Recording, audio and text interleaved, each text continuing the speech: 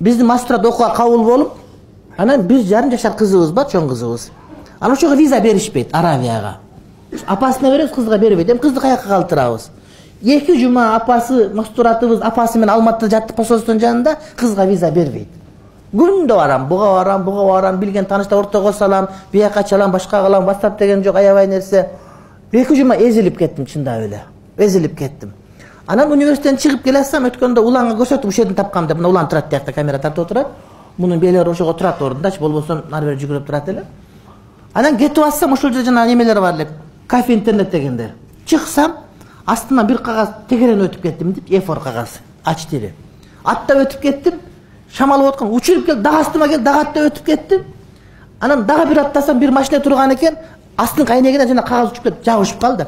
Өтүп кетип, бура калсам эле аят турган экен. Жана компьютерден түшүргөн аят, бир эле аят турат да. Хулукал инсану даифа деген аят жазылыптыр. Аллах пенде инсан алыс жаратылган деген сөзчү.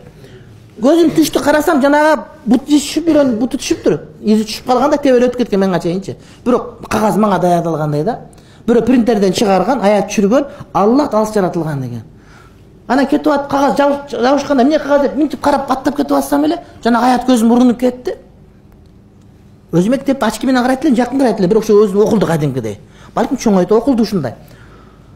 Кагазды алдым, ошол жерден жүрөгүмө Кудайым салды да, сен өзүң Кудайга кайрылбай атасың, Кудайга сурабай атасың. Кудайдын астында бечара экенин билдирбей атасың. Чындап дуа кылып аттык, бирок мындай берилип мындай бир сурабаппын да. Кагазды алдым, 4 бүт чөнтөккө салып, кайра аркага университетке барып, мечитке кирип, намаз окуп Кудай таалам дедим. Мен күнөө иш кылдым сага. Сага чындап кайрылбаппын. Себеп издеп жүрө бериппин. Маселе себепте эмес, себепти кылуу биздин милдет. Бирок мен алыс экенин мойнума алдым. Кудайым менин кызым да кошо келсин, биз менен чогуу жүрсүн. Ошол да ушул Маккада жамжам ичсин, башка апасына жардам берсин Кудайым. Мени кыйнабачы Кудайым. Өзүңө тапшырдым дедим. Деп намаз окуп анан кайра келип, анан кийин телефон чалдым кабинадан. Бастап жок анда. Чалсам аялым айтат, азыр канча 7-8-10 мүнөт болду деди.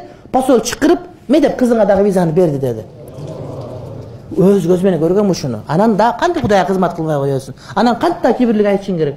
Эми ыйлаган деп. Анан кайра барып дагынан дачы улантып ыйлап, анан кийин кызыбыз барды, Рияз менен барды. Ошо, ушундай болгон.